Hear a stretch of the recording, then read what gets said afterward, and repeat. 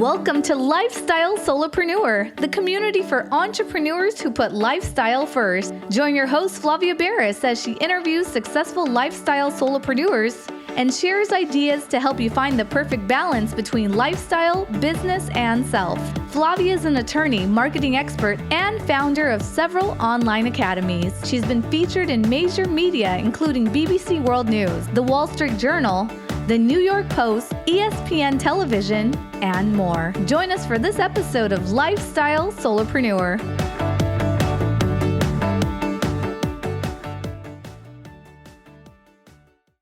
Hey, Lifestyle Solopreneurs. Today we get to speak with Thomas Helfrich. He is the founder and CEO of InstantlyRelevant.com. He's the author of Never Been Promoted and also the podcast host of the Never Been Promoted podcast. Welcome to the show, Thomas. Well, thank you so much for having me today. It is always fun to talk to you because your personality, you're someone who brings like humor and fun, to everything you do. And I think that's a great thing about being an entrepreneur is if you do it right, you're not so beaten down that you can't enjoy what you're doing day to day and just kind of exude this kind of joy that you bring to the table every time. So tell us, Thomas, a little bit about how you got to where you are today. Like, what's your journey that led you to be this founder and CEO of InstantlyRelevant.com? Well, first of all, thank you. And just to say something you said is I will tell you about the journey, but it doesn't mean today there aren't days where I ball up on the floor and just want to cry it out. So, but my journey, it's pretty easy. I just never been promoted, right? I've always been bad at working at companies. I've been asked to leave plenty of times. And it's not that I was bad, but I ascended to almost like to a chief innovation officer of almost $1 billion services company in my career. So it's not like my career has been bad it's just that I've never really enjoyed working for others. I'm a creative. I call it the entrepreneurial ADD, where you have lots of ideas. And if you can execute, you're going to get to that path at some point in your life. My journey kind of goes back to .com. I remember myself being a much better developer than I was. And as that kind of faded, technology became consulting and, 10, 15 years of consulting with big companies like KPMG, PwCs of the world. I developed this expertise in intelligent automation and AI systems, doing some big implementations and leading lots of larger teams to go do these things for these companies. So I had great exposure. But along that way, I really finding that niche of AI and intelligent automation and how it can, accelerate humans and automate process. I saw all these beginning to see all these inefficiencies, in particular with marketing and lead generation and sales. Because as you kind of get through your career, you start getting positions where you have to go build practices, build businesses for companies.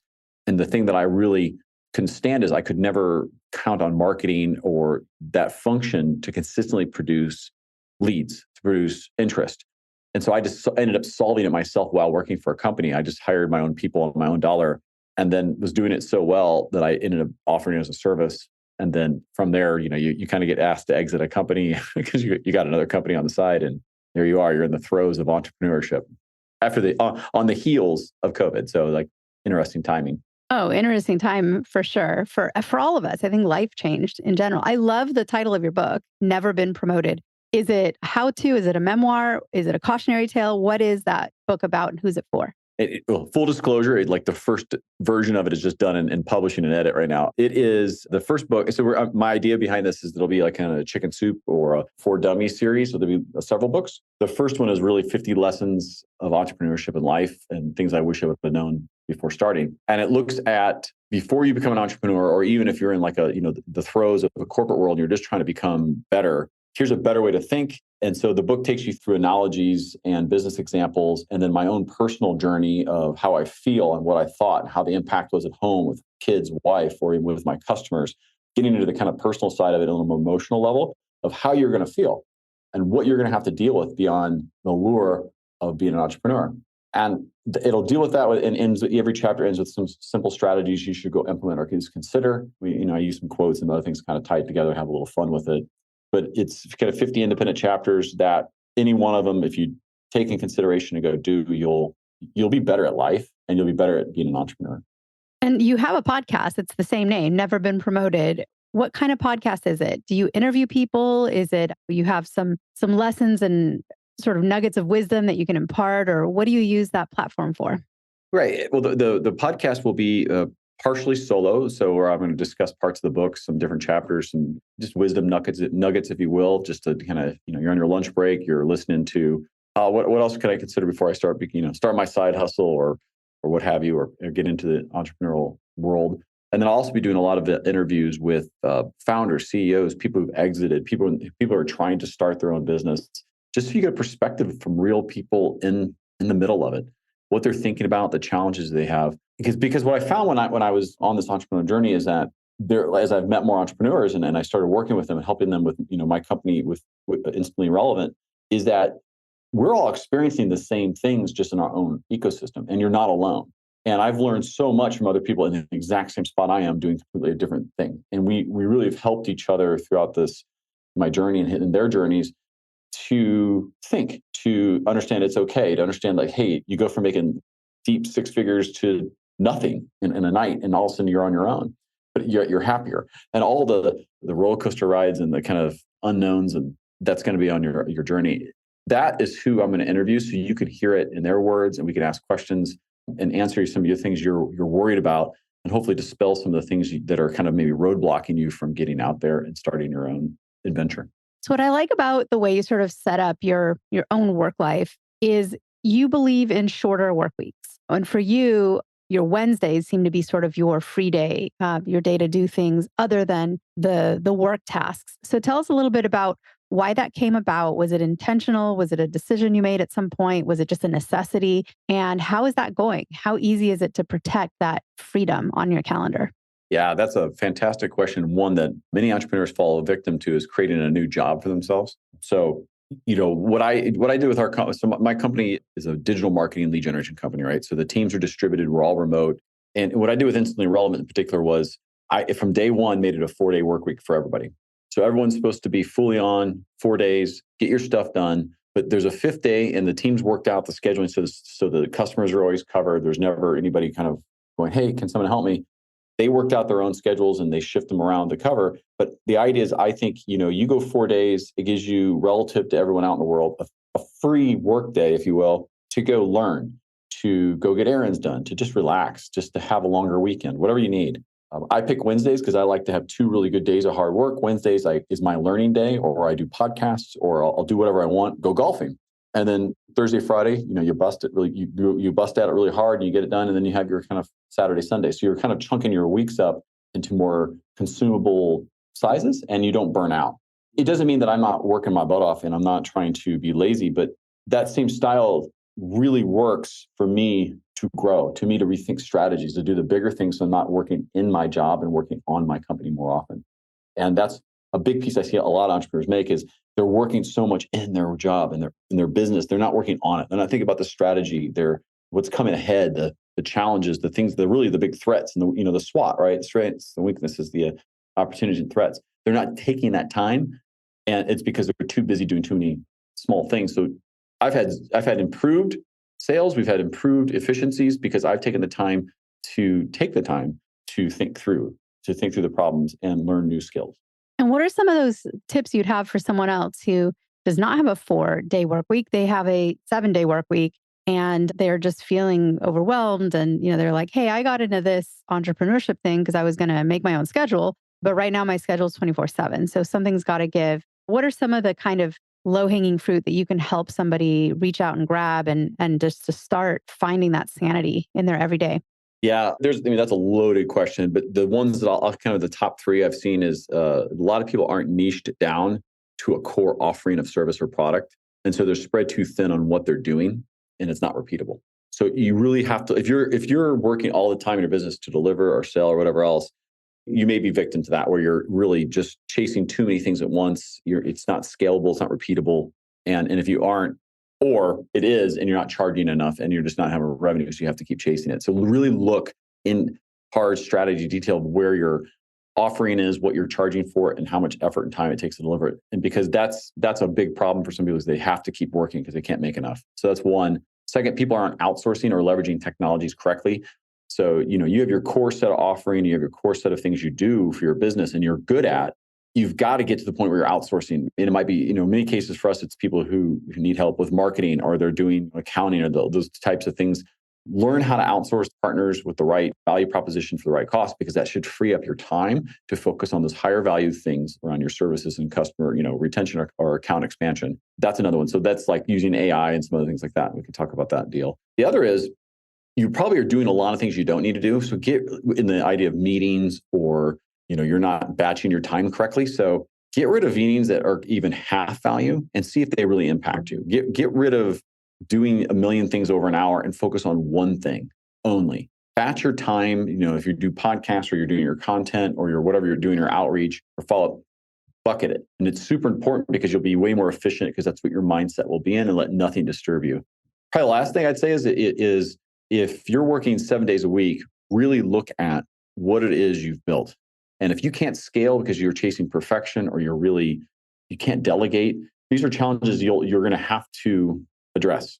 And it might be a personality level piece, but if you can't do that, if you cannot let go and trust and empower, you'll never have a startup or an entrepreneur or a business that you're going to really enjoy, because you're never going to be able to let it go. You're never going to be able to enjoy what you've created, those fruits, that asset, if you will. So there's a lot more that goes on to that, but those are kind of the big ones that I see repeated over and over. So I love what you spoke about, because the being spread too thin, you talked about two different ways that can happen. One is you have just too many ideas and projects and businesses in the hopper. And I think that goes hand in hand with the entrepreneurial brain. People who are good at entrepreneurship and want to start their own business are usually very creative and want to start not just one business, but 100 businesses. And, they've got a list of things they want to do someday. And that is one way to get spread too thin. And that's really hard to overcome, because I think it's just the way a lot of people are wired. The other way you're spread too thin sometimes is, like you said, not enough delegation. And you're trying to wear every single hat in the business. You are the accountant. You are the graphic designer, the marketing person. You are doing outbound sales. You are sending out invoices, the whole thing. And both those are they just hobble entrepreneurs. It is so hard to get through that. What are some ways, in your opinion, that people can tackle those? Because it's hard. Well, I mean, man, I don't know. There's so many ways to tackle these problems that people have, right?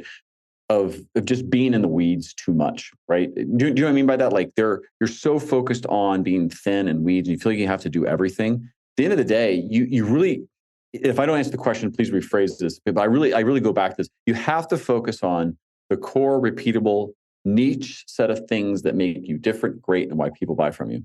And the entrepreneur ADD has to get checked. Write them down, put them somewhere, because it's a good idea, but execution is everything, right? So you write the ideas down, but go focus on what's making money. If something's not making money, learn how to pivot. Take the time to go find that one service and repeat it, and go, or that one product and improve it. And you have to just focus. You have to ask your customers for feedback, get everything around that, because what's going to determine is that really a good product or service? And once you see the repeatability of it, you'll see the free time come, and allow yourself to enjoy the repeatability of it. Allow yourself the time and the effort to say, that's a good product or service. Let me do everything I can to advance it, protect it, and understand the marketplace so I can understand what's coming at it that's going to affect it. It is really just a matter of focus and just kind of, I hate to say it, I'm mid-40s, right? It's just maturing. Is getting past what you know and what you've always done and breaking that mold. So AI, you brought up AI, which has been in the news now more than ever. I mean, it's one of those things where it's been around a long time, but it wasn't really just in the everyday discourse. But now we've got AI everything. We've got AI. I don't want to say taking over. This isn't the Terminator movie, but it's definitely in our lives in so many different ways. But your approach to AI is fascinating, because you tie it into, ways for entrepreneurs to grow their businesses and use it strategically. So tell us a little bit about that. Yeah. So to give you a little credits, if you Google AI nerd, you'll see a channel I created during COVID. And so because of that, I have this kind of presence around the AI space and intelligent automation, I got access, or our company did early, to OpenAI's beta platform, which is what ChatGPT is built upon. And early on, we saw that, wow, we started off as a content company and pivoted to what matters in marketing, which is lead generation. And in particular, we niched down even further to LinkedIn lead generation in a specific style that doesn't involve cold, spammy outreach or AI. So we leverage these technologies to accelerate what we do for customers instead of replace. And so I think this is a key function I will tell people is you're going to get technology fatigue if you chase every app, product, CRM tool, all the things that are out there. I go back to this. If the AI or the technology, loosely said, is not doing something that automates part of a process that you need to do, or it doesn't accelerate you in executing towards selling or delivering that core service or product that we talk about. It is probably the technology you don't need. It's probably a distraction. So how we leverage it specifically is we leverage what our company effectively does for people is as them we go out and comment on targeted lists of their ideal customer profile list. We leverage technology to help optimize their profiles, make sure that it answers like 3 questions, right? Of why I should click it, what you do for me, and why I should take your call to action. We use technologies like GPT-4 to help hone that in around brand and tone and other things. We use the technology to look at the posts of the prospects and the comments that are in there to help come up with thoughtful comments and provocative questions and drive engagement. When you use these technologies to accelerate things so you can do it faster and more consistently, and you're doing it in a way that's still authentic and human, now you're onto something that creates relevance. And relevance is really the key to unlocking the things of known, like, and trusted. And when you're in a sales cycle and you're trying to sell things, you're trying to get people to understand who you are as a thought leader or as your business or the value propositions. If you're relevant and you're known, like, and trusted, people are likely going to buy from you and you won't have to sell anything. And that's how we're leveraging it, is to enable those functions of relevance and quickly getting known, like, and trusted in a way that doesn't become for us, that's part of our core business. For you, for another person, it might just be something they're doing to accelerate themselves with. Isn't it neat that these days, because of technology, becoming an authority and an expert and well-known in your niche, whatever it is, your area of expertise, is so much more doable and easy today than it was 30 years ago when you didn't have the internet. And there was a time where if you wanted to, let's say, produce a podcast or some sort of an audio show, you would need to rent out studio space and buy extremely expensive equipment. And it was all a true lift, right, to get it done. And then these days, really, it's so much easier. I'm boggled that we don't take advantage of it more. It's almost like we have all this opportunity and we don't see it because the perspective isn't there, and we don't appreciate always how easy things are today. I love what you're doing, and tell us a few stories about people that you have helped. So give us, like, not necessarily a typical use case, but just 1 or 2 that come to mind because they're either unique or you enjoyed it, or maybe it's just an interesting story. But I'd love to hear about some of your clients.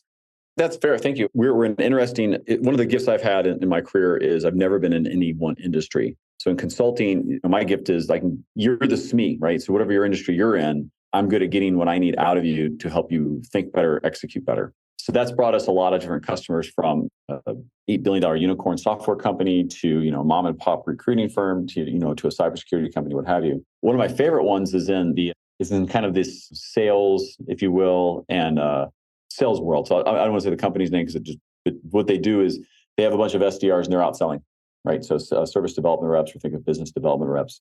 And what I like about the story is that they were very skeptical, the leader, of what we did, because they didn't understand it. It didn't make sense. Like, why would commenting on someone else's post create leads or create interest?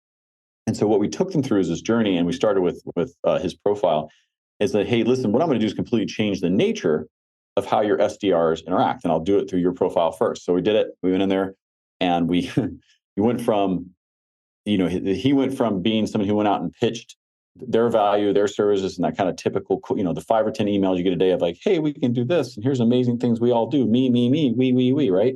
We went out and then commented on some posts with the prospects that he liked, got him into a message that, hey, I really like the comment in your post. Love to connect. They connect. Hey, I'd love to learn more about what you're doing.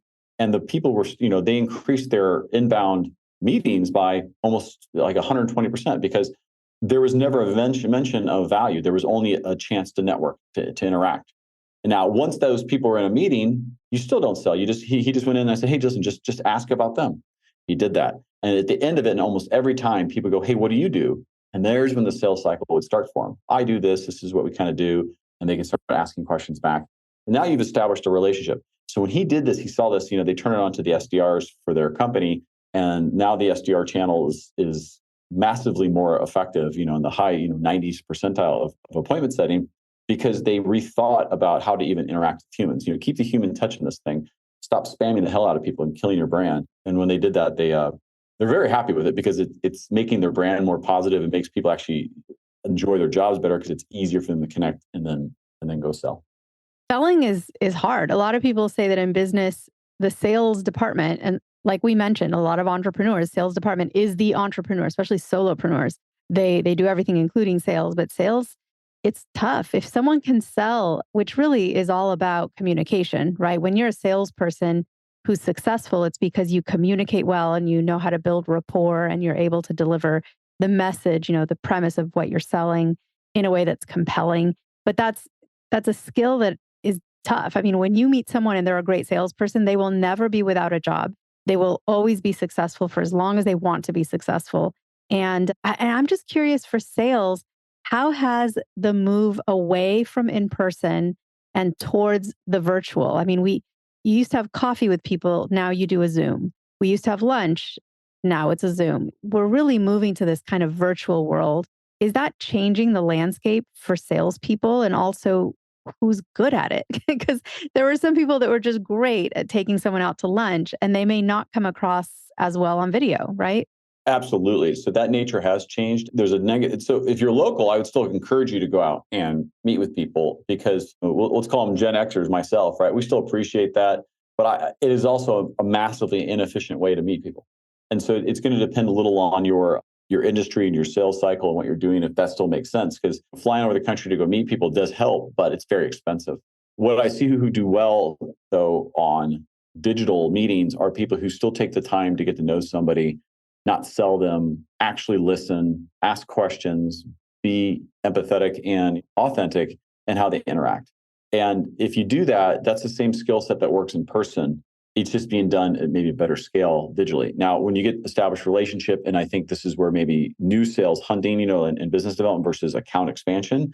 Account expansion, once the account's landed, going to go see somebody in this day and age has high value, especially as long as you do it well. If you show up and you're a complete mess and you don't know what you're doing, like that might actually hurt you. But if you're good at it, account expansion and making sure that customer is happy or customer success, this is when this is higher value. Should you go do it for somebody who has a customer lifetime value of $1,000, go fly and spend $2,000? No. But if you have somebody who's you have a high value ticket or you have a very good long value proposition for a customer, you should take time to go meet people, interact with them, and get to know them. Don't go there to sell them. Go there to actually understand them and get to know them and go from business transaction to maybe acquaintance or even a friend one day. That has high value. So the mix between the two, I think you'd ask me who does it well. It's not a person as much as just a personality and approach. And I think being authentic and real and just patient is the kind of person that does well. It is about person. Yeah. I mean, it is about the person. I agree with you. The thing about sales is so many entrepreneurs ignore that part of it. And also, I think, what's the difference in your mind between marketing and sales? Yeah. Oh, that's a great question. So, advertising versus marketing versus sales, right? So when people are like, oh, I'm doing marketing, I'm doing pay-per-click. I'm like, well, listen, that's advertising. That doesn't build a brand. That doesn't build awareness. That doesn't build what we call executive eminence, right?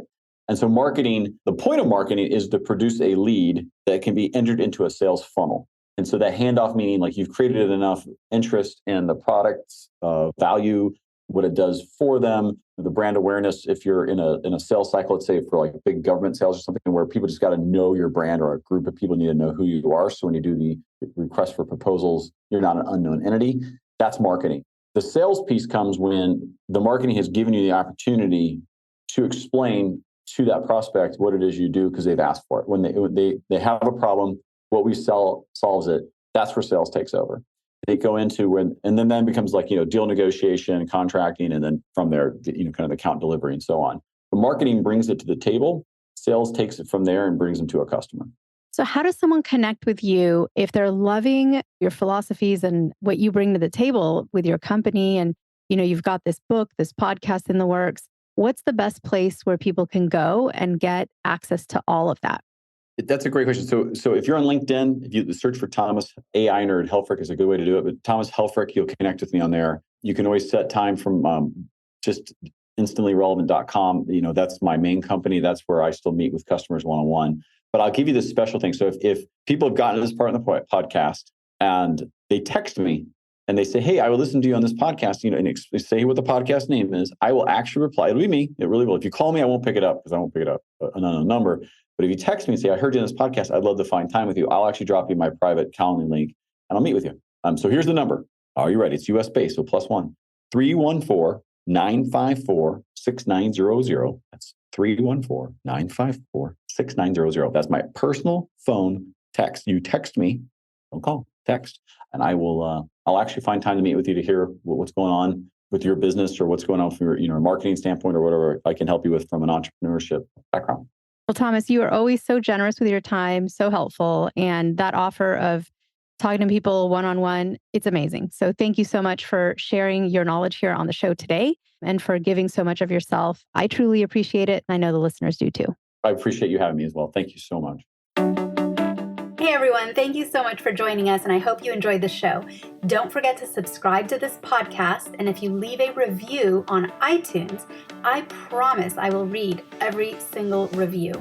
If you know someone who makes a full-time living from part-time work, and maybe this is you, please visit lifestylesolopreneur.com to nominate a guest or to nominate yourself. Because remember this, money doesn't buy happiness. But money in the hands of a happy person, there is no greater tool. Today's episode was brought to you by the Get Shift Done program. It's a lifestyle-changing online class to help you define your business and lifestyle ambitions and to set goals in a way you've never experienced before. This class will 10x your daily productivity with methods that will blow your mind. And if you use a coupon code podcast, the class tuition is 99% off. Visit GetShiftDone.com to enroll today.